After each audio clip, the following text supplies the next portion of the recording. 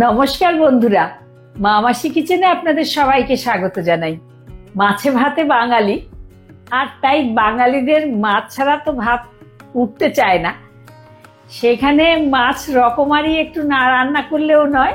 আজকে আমি একটু অন্য ধরনের মাছ রান্না দেখাবো। চলুন দেখে নি কিভাবে করছি। কই তুলুন দেখি কি মাছের মতো মাছ এনেছে। 300 না 50টা বাদ দিয়ে দিলাম। হ্যাঁ বাবা 3 কিলো 800। হ্যাঁ মাছের মতো মাছ নিয়ে এসছে একদম। মাছ খেয়ে মানে ফেসবুকে ছেড়েছেন।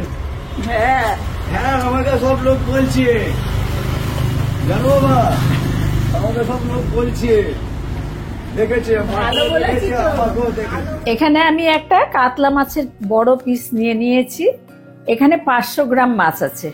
এখানে আমি খানিকটা জল গরম করতে বসিয়ে দিয়েছিলাম, আর সেই জলে আমি এখন দিয়ে দেব খানিকটা লবণ, একটু হলুদ, আর এই মাছটা দিয়ে ঢাকা দিয়ে দেবো।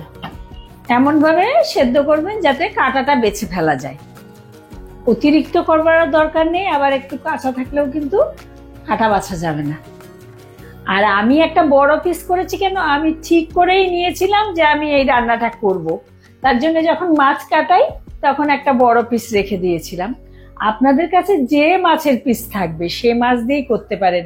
আমাদের তো বেশিরভাগ সময় পেটিগুলো দিয়েও করি, কারণ কি পেটিটা বাছা অনেক সুবিধা, সেটা দিয়েও করতে পারেন আপনারা। একটা দিক হয়ে গেলে আর একটা দিক উল্টে দিতে হবে যাতে মাছটা সেদ্ধ হয়ে যায়।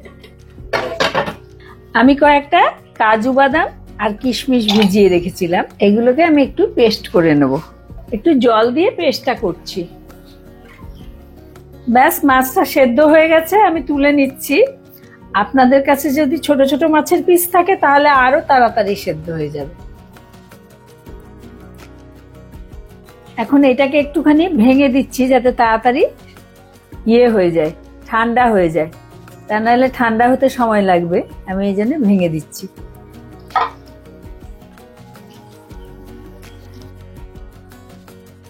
আমি এখন কাঁটাগুলো বেছে নিচ্ছি। মাছগুলোকে হাত দিয়ে টিপে টিপে দেখে নেব এর মধ্যে কোনো কাঁটা রয়েছে কিনা। কাঁটা থাকলে ভালো লাগবে না, সেই জন্য কাঁটাটা ছাড়া মাছটাকে বেছে নেব। আমি বেছে নিয়েছি, আর এই দেখুন এই কাঁটাগুলো বেরিয়েছে, এগুলো আমি ফেলে দিচ্ছি। এতে খেতে সুবিধা হবে, বাচ্চারাও খুব সহজে এটা খেয়ে নিতে পারবে। 4টে ছোট ছোট নতুন আলু সেদ্ধ নিয়েছি, এগুলো আমি এখন এই গ্রেটার দিয়ে গ্রেট করে নেব। সবটা আলু আমি গ্রেট করে নিয়েছি। এখন এক এক করে দিয়ে দেব এর মধ্যে স্বাদ মতো নুন। সেদ্ধ করার সময় মাছে নুন দিয়েছিলাম, এখন সেই বুঝে নুনটা দিতে হবে। রসুন বাটা 1 চা চামচ, কাঁচা লঙ্কা বাটা 1 চা চামচ, পেঁয়াজ বাটা 1.5 টেবিল চামচ, আদা বাটা 1 চামচ, হলুদ গুঁড়ো 1/2 চামচ, ধনে গুঁড়ো 1/2 চা চামচ, লঙ্কা গুঁড়ো 1/2 চা চামচ, জিরে গুঁড়ো 1/2 চা চামচ, গরম মশলা গুঁড়ো 1/2 চা চামচ, একটু কম, 1/2 চা চামচের কম দিলাম। এবার ছোলার বেসন দিয়ে দিচ্ছি, এটা 1 টেবিল চামচ দিলাম, আর হাফ ছোলার বেসনটা দিলাম 1.5 টেবিল চামচ। আপনারা চাইলে একটু হালকা করে ভেজেও নিতে পারেন, অথবা আপনারা এটাকে ছাতুও দিতে পারেন। এবার সবটা একসঙ্গে ভালো করে মেখে নেব।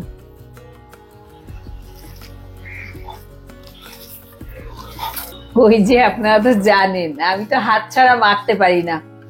আপনারা যদি হাত দিয়ে পছন্দ না হয় আপনারা যেভাবে পারেন সেভাবে মাখবেন, তবে সব জিনিসগুলো যেন ভালো করে মিশে যায়। হালকা হাতে সব ভালো করে মিশিয়ে নিলাম যাতে জিনিসগুলো সব মিশে যায়। মুইঠা তো সাধারণত আমরা কাঁচা মাছটাকে কুড়িয়ে আর মেখে জলে সিদ্ধ করি। আজকে আমি এইভাবে মুইঠা রান্না করছি। মুইঠাও হলো, আবার খাটনিটাও কম হলো। তো এই যে আমি হাতে মুঠো পাকিয়ে নিচ্ছি। মুঠোতে হয় বলেই নাম মুইঠা, আমাদের দেশের নাম মুইঠা। তো আজকে এইভাবে মুইঠা করছি। খুব বড় মুচ্ছা করব না। আমি সবগুলো মুচ্ছা করে নিয়েছি, এখন এক একটা করে মুচ্ছা দিয়ে দেব। একবারে এই কটা ভেজে নিচ্ছি, আবার পরে বাকি কটা ভাজবো। এক পিঠ ভাজা হয়ে গেছে, এবার অন্য পিঠটা ঘুরিয়ে দিচ্ছি।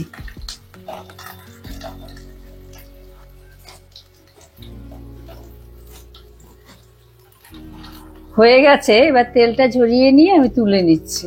এগুলো তৈরি করার পরে রান্নাঘরে কেউ যদি ঢোকে তাহলে আর আপনি খুঁজে পাবেন না।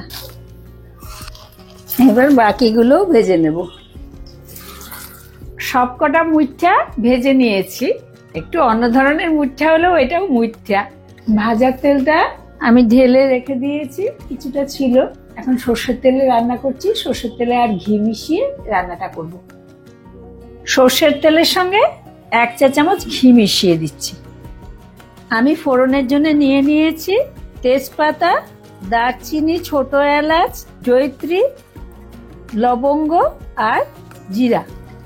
একটু চিনি ফোড়নে দিয়ে দিলাম, 1 চা চামচ মতো দিলাম। এবার ফোড়নটা দিয়ে দিচ্ছি। সামান্য একটু ভেজে নিয়ে এখন আমি পেঁয়াজ বাটা দিয়ে দিচ্ছি। আমি 2টো পেঁয়াজ বাটা দিচ্ছি। দিয়ে দিচ্ছি আদা বাটা 1 চামচ দিলাম। দিয়ে দিচ্ছি রসুন বাটা, এটাও 1 চা চামচ। আদাটা একটু বেশি। আমি এবারে সবকিছু ভালো করে কষিয়ে নেব।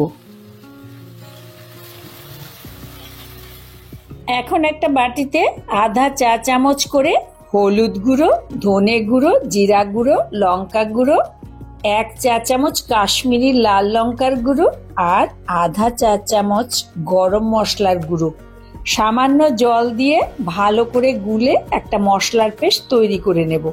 আপনার রান্নার শুরুতেই এই পেস্টটা তৈরি করে রাখবেন। ভালো করে পেঁয়াজ, রসুন, আদা কষে গেছে, এবার আমি গুলিয়ে রাখা যে গুঁড়ো মশলাটা সেটা দিয়ে দেব। আমাদের বাড়িতে ছোটবেলায় টমেটো দেওয়া হতো না, তো সেই স্বাদটা মুখে লেগে আছে, তাই রান্নায় টমেটো না দিলে আমরা ভালো খাই।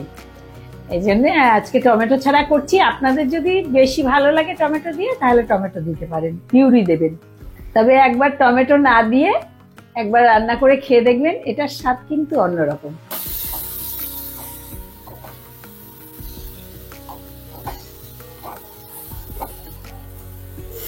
মশলার বাটিটা ধুয়ে একটু জল দিলাম।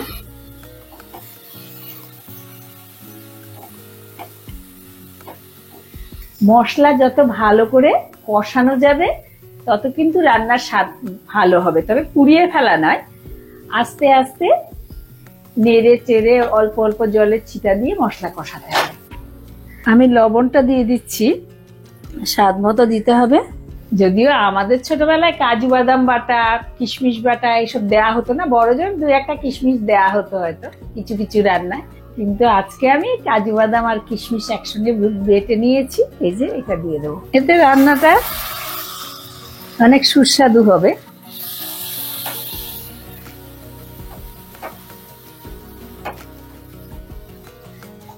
বাটিটা ধুয়ে একটু জল দিয়ে দিচ্ছি।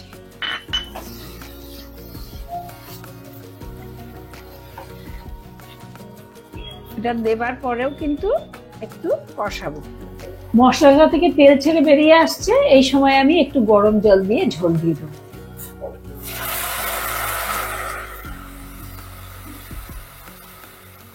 এই মুচ্ছাটা তো অনেকটা কোপ্তা টাইপের, এটা কিন্তু অনেকটা ঝোল টেনে নেবে, তাই একটু ঝোল বেশি করেই দিতে হবে।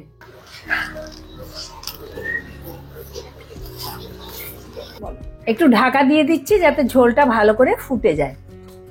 ঝোলটা ভালো করে ফুটে গেছে, এখন আমি 2টো কাঁচা লঙ্কা দিয়ে দিলাম। চাইলে আপনারা আরো বেশিও দিতে পারেন।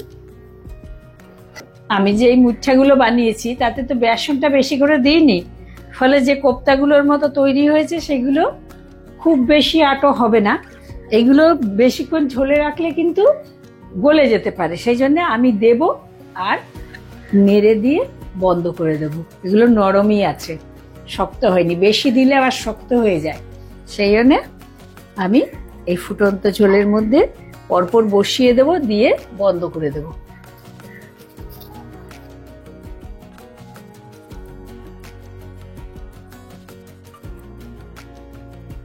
এবার একটু ফুটে উঠলেই আমি বন্ধ করে দেব। এটাকে বেশি করে ফোটাবো না, দিয়ে আমি ঢাকা দিয়ে দেব। বেশ খানিকক্ষণ স্ট্যান্ডিং টাইমে রাখলেই কিন্তু ঝোলটা টেনে নেবে। ব্যাস, ওই 2-4 মিনিট রাখলাম, এবার নিভিয়ে দিচ্ছি। এবার ঢাকা দিয়ে দেবো। ঢাকা দিয়ে আমি স্ট্যান্ডিং টাইমে বেশ খানিকটা সময় রেখে দেব। মুচ্ছাগুলো কিন্তু ঝোল টেনে বেশ সুন্দর খাওয়ার উপযোগী হয়ে যাবে। রান্নাটা একদম রেডি হয়ে গেছে, এখন আমি পরিবেশন করে দেব। এরকম ভাবে রুই কাতলা মাছের মুইঠা আপনারা আর কে কে রান্না করেন আমাকে কমেন্ট করে কিন্তু অবশ্যই জানাবেন। দেখি আজকে কি কি দেখো ডিম, কি ডিম। রান্না করেছি। হ্যাঁ না, ডিম না, মনে মাছ। ডিমের মতো মনে হচ্ছিল। আর না না না, খেয়ে নি দেখি কেমন। মাছ, ও মুচ্ছা। ওই একটু অন্যরকম মুচ্ছা। কি মাছের মুচ্ছা? এমনি কাতলা মাছের চিতল না। বাবা, ভালো তো, স্বাদটা একই রকম হয়েছে।